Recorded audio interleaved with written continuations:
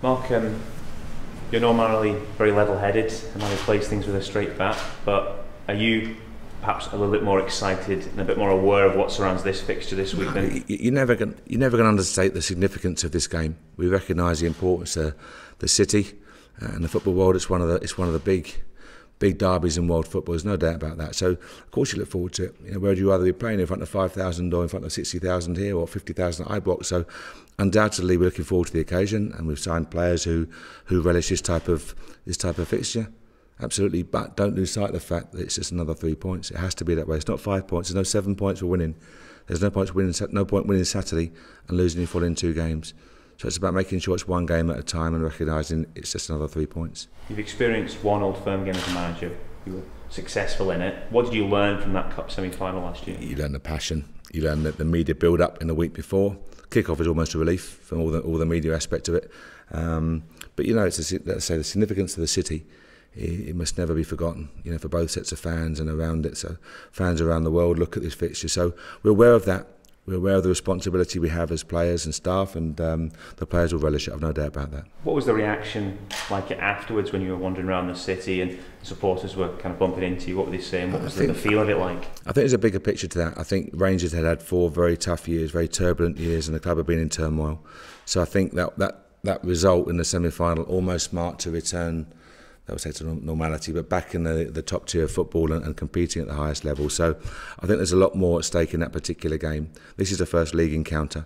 That game, don't forget, had 50-50 in terms of fans. Now we go into a heavily weighted one way. So a different type of atmosphere, different type of expectation, and we're looking forward to it. Celtic have home advantage. I think many people's eyes, they edge it as favourites going into this. How do you view how you approach it? Can you be as offensive, as attacking as you normally are?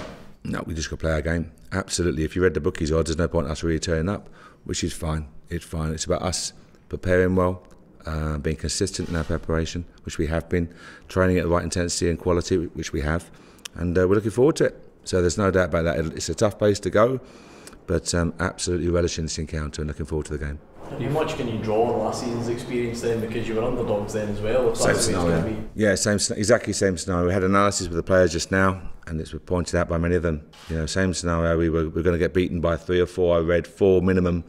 One very wise pundit said.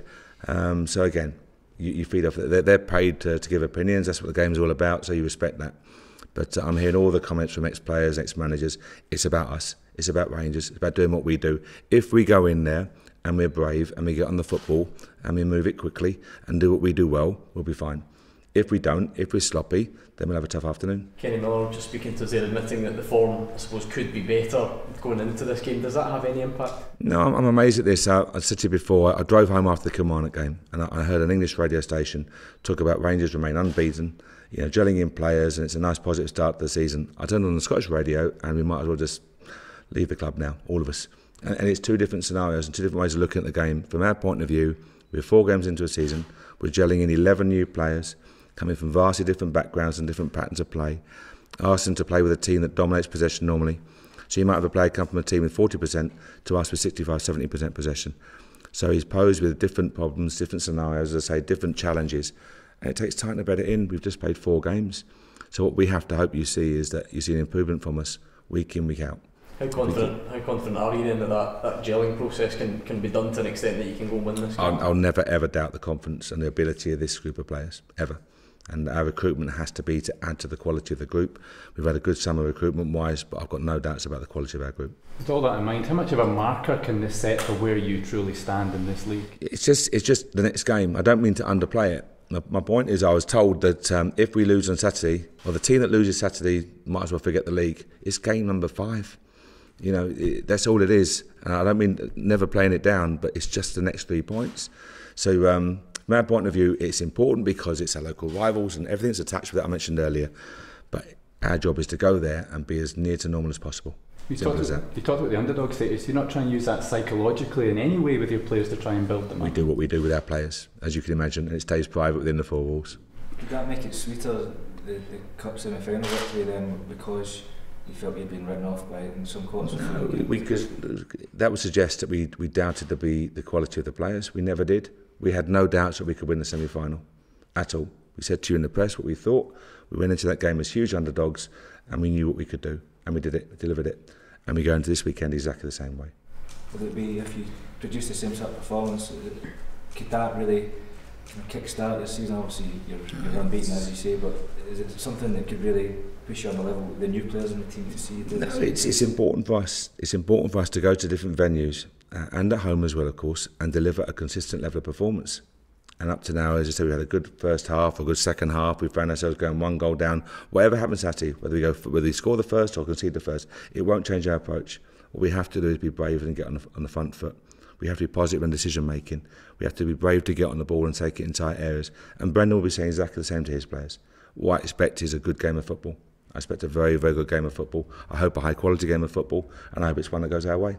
Celtic obviously go into this on a high. Do you think it's a different challenge given the changes that Celtic have made and new players and Brendan obviously coming in as well to totally face the future? No, I don't think so. I think it's the same. I think he's added a few players to it. I said to you when Brendan came in, he's a good organiser, and he would absolutely look to organise Celtic and get them playing in a positive manner, and that's proven to be the case. But from our point of view, we can't control things away from here. We just look at Rangers, and we're getting better. The squad are gelling really well. Delighted with the quality of training, and we're in a good place. Do you feel it's a much more level playing field than it was between the two squads back in April with your recruitment? We've had to recruit, yeah, and it takes, as I say, you have to be brave with your recruitment. And all credit to Frank and to the board for backing us. You've got to be brave with the recruitment. You can play it very safe, but you have to be brave, and you have to give players time to settle in and adapt to new styles and new formations, and, as I said to you, new challenges. So patience isn't in abundance in Scottish football, that's for sure. And we appreciate the expectation, but I think we're happy with the squad, and it'll go from strength to strength. Players and managers who've been involved with this fixture in the past have been speaking all week about the temperament that goes into this and the need to control it. How important is it to control that temperament? It's a feisty atmosphere. You know, we're going into a local derby with 60,000 fans. You know, 52,500 of which will be on one side or back in one side. So we recognise that, but they're pros. They're pros. You know, same as you guys in media. If there's a major event, are you going to suddenly lose your professionalism and write in a different manner or report in a different manner? It's not. It's about being consistent in the quality of your work. And it's no different in this industry as well. We have to go into what's a good atmosphere, on a good playing surface, and deliver performance. That's our job. You know Brendan Rodgers well, you've spoken about before, you met each other at the start of the season.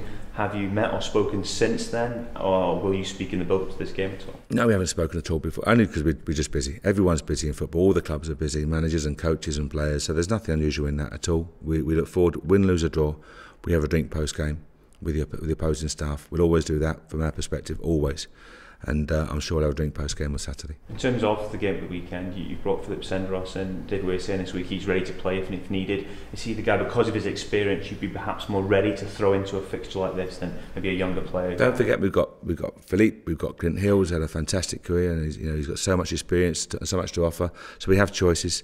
Undoubtedly we have choices. We've welcomed back Jason Holt to full train this morning. Josh Windass played an hour last week. Martin Waghorn played half an hour and trained well all week. So we're now getting near to full squad. We've missed certain players, undoubtedly, but it's a delight to have them all, nearly welcome them all back. One or two still missing. Matt Crooks won't be quite ready, and Joe Dodu won't be quite ready. But other than that, we're in good shape. Mark, Alan McCoist was speaking yesterday and said he felt Rangers were 2 or 3 years away from dominating at the very top of Scottish football. What do you make of that assessment? No, the game's about opinions. You know, Ali's a very experienced man, huge Rangers connections, quite rightly, legendary status at the club. So Ali's entitled to his opinion, you know, and I see Walter speaking and various other people. The game, the beauty of the game of football is everyone's got a different opinion. So it's great that he's voices his own personal opinion. Mine might differ slightly, but that's the game we love. Does it differ slightly? Yeah, otherwise I'm not going to be given 3 years. I won't be given 3 years to get the club back to top flight of Scottish football. It doesn't work that way. The expectation of the club, let's be realistic. If I turn around and say I've got 3 years to get it right, I don't think so. So we have to be quicker than that. If those timescales are accurate, and I hope they're not, then if they are, I won't be here. David, I know that. Okay. Mark, just team news-wise, Lee Wallace and Danny Wilson, are they? Lee Wallace is fit. Danny, we hope, will be very, very close, and he's looking good this morning, so fingers crossed. But Lee Wallace definitely is fine. Martin Waghorn, is he fit and ready to play 90 minutes if needed? Absolutely. So is Josh Windass. Holty, probably ready to do half an hour if needed. So it's good to welcome them back. And Jordan as well, don't say about that. Yeah, boys are all right. Boys are all good. So it's just Matt Crooks and Joe Dodu that we know won't start.